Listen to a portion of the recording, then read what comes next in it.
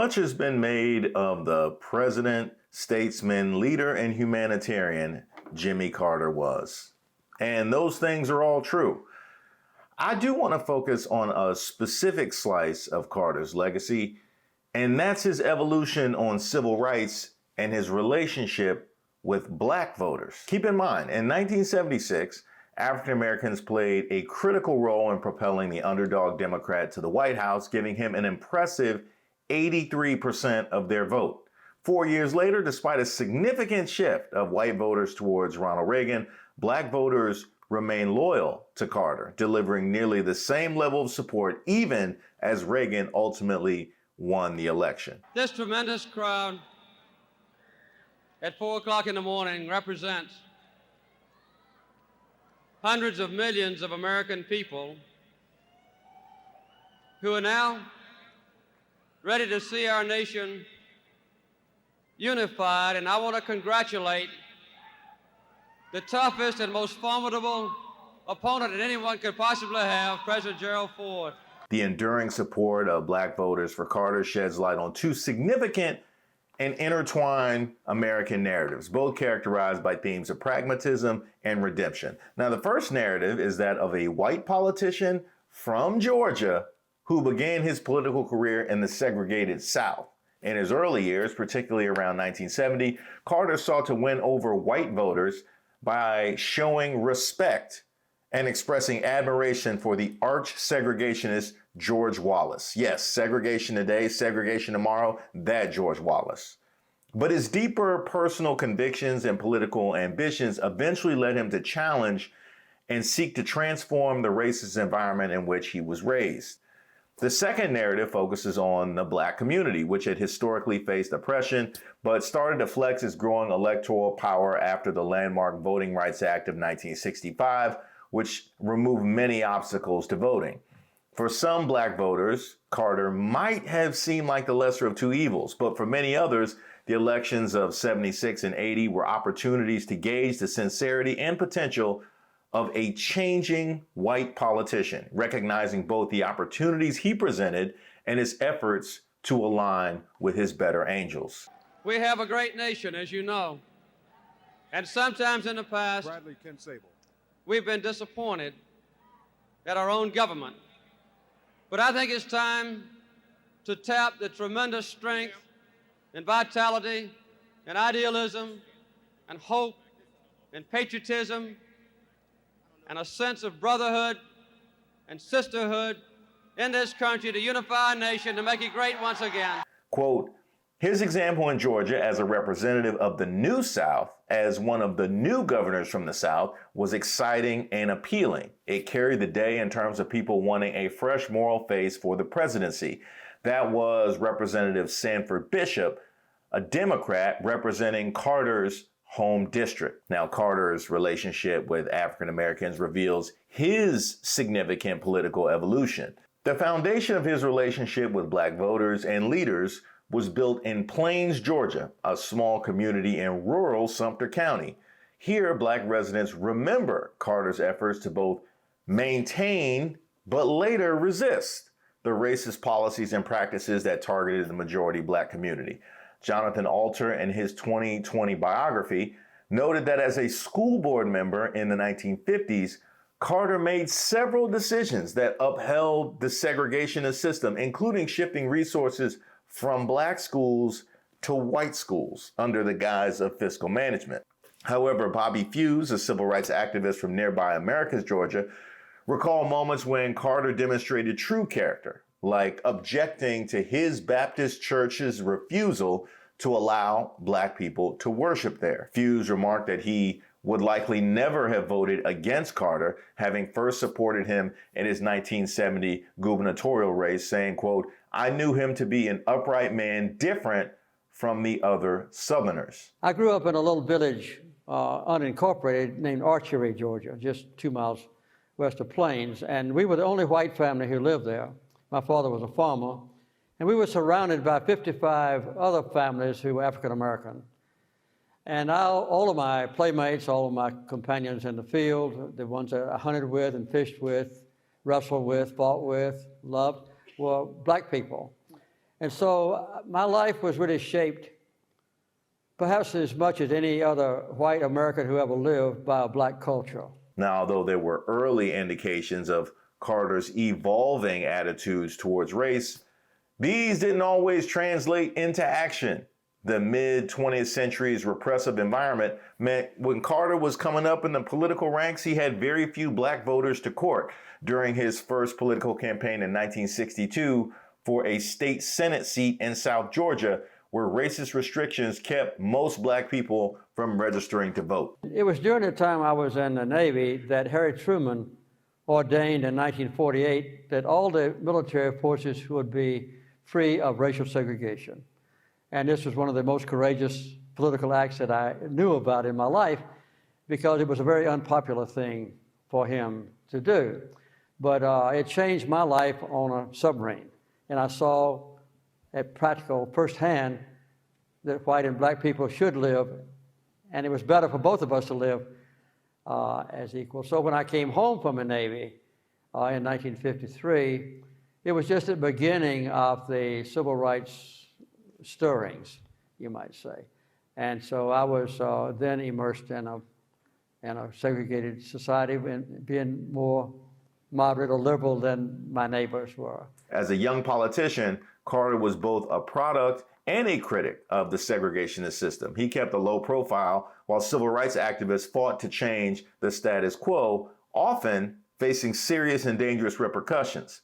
But once in positions of power, Carter then started to publicly renounce racial discrimination and sought ways to address it. During his presidency, remember, he enrolled his daughter Amy in a public school right here in Washington, D.C., and decades after leaving office, he condemned the racially tinged attacks on President Barack Obama, calling out the thinly veiled racism masquerading as partisan criticism. Andrew Gillespie, an associate professor of political science at Emory, noted that Carter embraced his role as an elder statesman, saying, "The fact that you have an elderly white president from the South standing up and saying, look, the emperor has no clothes, that argument has no weight, that dog won't hunt," is something he didn't necessarily have to do. It's been 50 years since Lyndon Johnson signed the Civil Rights Act. Have we progressed on race as much as you would have hoped? No. And we are pretty much dormant now. We kind of accept self-congratulations about the wonderful 50th anniversary, which is wonderful. But we feel like, Lyndon Johnson did it. We don't have to do anything anymore. So I think too many people are at ease. Carter's early life was marked by close relationships with black neighbors in his community of Archery, Georgia. And as a child, his moral compass was shaped by Rachel Clark, a black woman who worked on the Carter family property.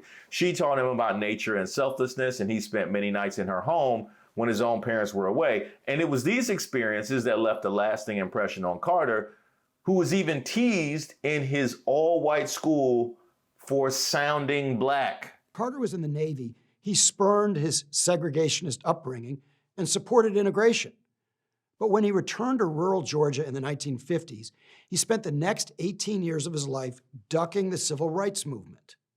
That's because he was politically ambitious and was worried about his business interests. Returning to Plains in the mid-1950s after a stint as a naval officer, Carter immersed himself in the family's successful peanut business amid rising racial tensions after the Brown v. Board of Education decision, which dismantled the separate but equal doctrine in American schools. Now, while Jimmy Carter tried to appease white parents on the school board, he notably refused to join the local White Citizens Council, setting himself apart from many of his peers. After his 1962 state Senate victory, Carter's ambition drove him to seek the governor's office, which he won in 1970 after an initial defeat in '66. His campaign used racial dog whistles to attract white voters, including promises to restore law and order, we've heard that before, and distributing a fact sheet reminding voters his opponent, former Governor Carl Sanders, had attended Dr. Martin Luther King Jr.'s funeral. Keep that in mind when we examine our evolving relationship as a country with Dr. King, and it all seems all rosy and whatnot. An attack ad was used saying that his opponent attended Dr. King's funeral. That was the state of affairs in the 70s. Now, in the Democratic primary runoff, black voters overwhelmingly supported Sanders, but Carter managed to win them over by the general election through heavy campaigning in black churches. We can speak out now as a nation with one voice on the sensitive issue of human rights all around the world because Martin Luther King Jr.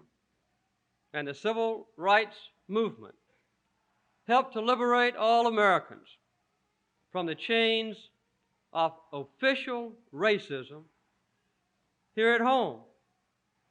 Had he not lived, had his voice not been heard, had his actions not prevailed, it would now be an embarrassment for the United States to mention the word human rights. Carter's inaugural address marked a significant turning point.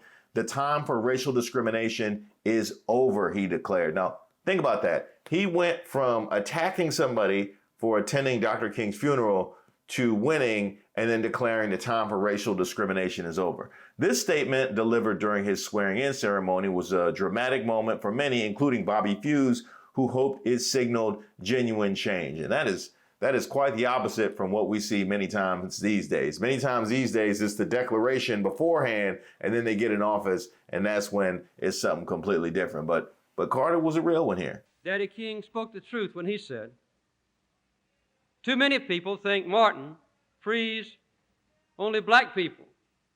In truth, he helped to free all people." As governor, Carter expanded black representation in state government and welcomed civil rights leaders into his office. Black skeptics gradually became allies. Andrew Young, who would later serve as Carter's ambassador to the United Nations, initially had reservations but came to trust Carter after getting to know him and his family.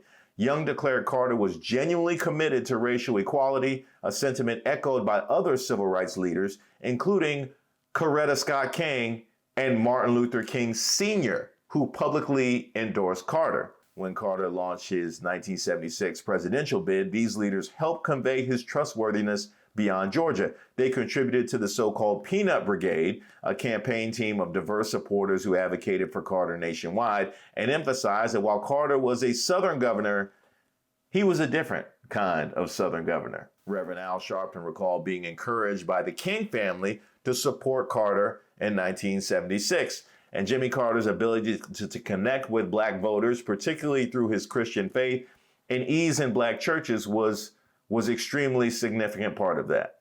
As president, Carter sought to address the racial divide. He expanded food aid programs benefiting many poor black communities and enforced rules to prevent racially discriminatory schools from claiming tax-exempt status.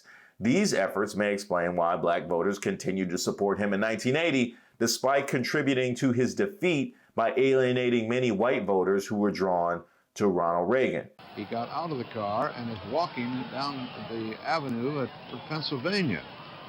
Now, whether this is an intention to walk the mile and a half, we have no idea. This was not planned. It was not scheduled. There was no mention made of it. Now, Bobby Fuse still laments Carter's loss in the 1980 election, focusing not on the crises of Carter's presidency, but on the hope and upliftment he brought in 1976, saying, "When this white man comes along who's grinning with a broad smile after Watergate, he lifted our spirits. He lifted everybody's spirits." Thank you.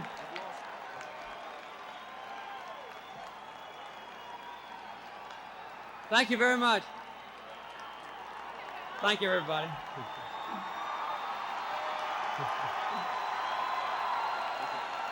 And that is how we will remember him.